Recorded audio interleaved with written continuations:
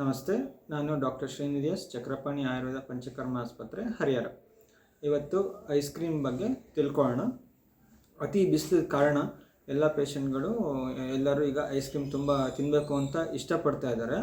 ಆ ice cream ಅದರದ್ದು actual property ಉಷ್ಣ, ದೇಹಕ್ಕೆ ಹೀಟ್ ಮಾಡುತ್ತೆ. ಅದು ನಿಜವಾಗ್ಲೂ ಒಳ್ಳೆಯದಲ್ಲ.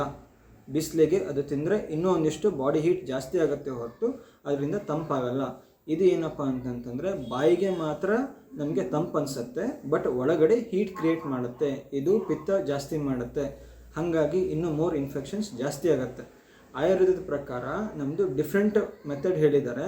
ಐಸ್ ಕ್ರೀಮ್ ಅನ್ನೋದಕ್ಕಿಂತ ಅದಕ್ಕೆ ಹತ್ತಿರವಾದದ್ದು ಏನಪ್ಪ ಅಂತಂತಂದರೆ ಹಿಮಶರ್ಕರ ಅಂತ ಹೇಳಿದ್ದಾರೆ. ಇದರದ್ದು ಏನು ಮೆಥಡಪ್ಪ ಅಂತಂದರೆ ಅಂದಾಜು ಒಂದು 100 ml ಅಷ್ಟು 100 ml ಅಷ್ಟು ಶುದ್ಧ ಹಾಲು ತೊಗೊಳ್ಬೇಕು. ಅದ್ರ ಜೊತೆಗೆ 10 ಗ್ರಾಮ್ಸ್ ಅಷ್ಟು ಕಲ್ಲು ಸಕ್ಕರೆ ತೊಗೋಬೇಕು. ಕೆಂಪು ಮಿಶ್ರಿತ ಕಲ್ಲು ಸಕ್ಕರೆ ಶ್ರೇಷ್ಠ ಅಂತ ಹೇಳ್ತೀವಿ. ಸೊ ಅದನ್ನು 10 ಗ್ರಾಮ್ಸ್ ತೊಗೋಬೇಕು. ನೆಕ್ಸ್ಟು ಕೋಕೋನಟ್ ಮಿಲ್ಕ್ ಅಂತ ಹೇಳ್ತೀವಿ, ಅದನ್ನು ಅಂದಾಜು ಒಂದು 50 ml ಅಷ್ಟು ತೊಗೊಳ್ಬೇಕು.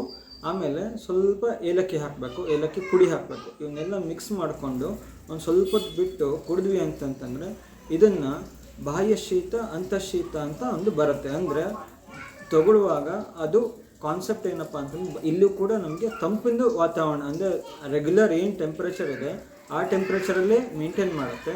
ಒಳಗಡೆ ಹಾಲಿನ ಒಂದು ಅಂಶ ಇರುತ್ತೆ, ಜಿಡ್ಡಿನ ಅಂಶ ಇರುತ್ತೆ, ಅದನ್ನು ದೇಹ ತಂಪು ಮಾಡುತ್ತೆ. ಬಟ್ ಹೊರಗಡೆ ಸಿಗುವಂಥ ಐಸ್ ಕ್ರೀಮಲ್ಲಿ ಐಸಿನ ಅಂಶನೂ ಇರಲ್ಲ, ಕ್ರೀಮಿನ ಅಂಶನೂ ಇರಲ್ಲ.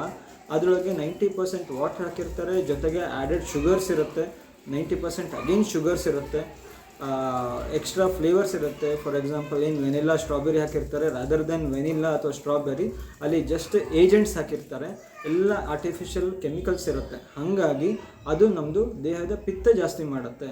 ಸೊ ಕಂಟಿನ್ಯೂಸ್ ಇಂಟೇಕ್ ಆಯಿತು ಅಂತಂತಂದರೆ ನಮ್ಮದು ದೇಹದ ಉಷ್ಣಾಂಶ ಅದು ಜಾಸ್ತಿ ಆಗಿಬಿಟ್ಟು ನಮ್ಮದು ಪೈಲ್ಸ್ ರೋಗ ಇರ್ಬೋದು, ಗುದ ಮಾರ್ಗದಲ್ಲಿ ಮೋಷನ್ ಬರೋ ಜಾಗದಲ್ಲಿ ಉರಿ ಇರ್ಬೋದು, ಗ್ಯಾಸ್ಟ್ರಿಕ್ ಸಮಸ್ಯೆ ಇರ್ಬೋದು, ತಲೆನೋವು ಇರ್ಬೋದು, ಈ ಥರದ್ದು ದೇಹದ ಉಷ್ಣಾಂಶ ಏನಾಗುತ್ತೆ ಅದು.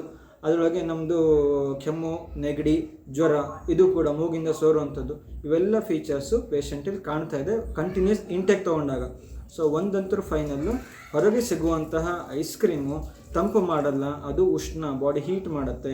ಹಾಗಾಗಿ ಆಯುರ್ವೇದ ಶಾಸ್ತ್ರ ಪ್ರಕಾರ ಏನು ನಾನು ಈಗ ಎಕ್ಸ್ಪ್ಲೇನ್ ಮಾಡಿದೆ ಆ ಮೆಥಡ್ ಫಾಲೋ ಮಾಡಿದರೆ ಅದು ಒಂದು ಸ್ವಲ್ಪ ಸೆಮಿ ಸಾಲಿಡ್ ಅಥವಾ ಸ್ವಲ್ಪ ಕುಡಿಯೋ ಥರ ಬರುತ್ತೆ, ಐಸ್ ಕ್ರೀಮ್ ಥರ ಬರಲ್ಲ. ಹಾಗಾಗಿ ಅದನ್ನು ಫಾಲೋ ಮಾಡಿದ್ರೆ ಡೆಫಿನೆಟ್ಲಿ ಬಾಡಿ ಟೆಂಪ್ರೇಚರ್ ಮೇಂಟೈನ್ ಮಾಡುತ್ತೆ. ಇದಕ್ಕೆ ಅಟ್ಯಾಚ್ ಆಗಿರುವಂತಹ ಒಂದು ಕರ್ಡಿಂದು ಕೂಡ ನಾನು ಕೆಳಗಡೆ ಲಿಂಕ್ ಹಾಕಿರ್ತೀನಿ.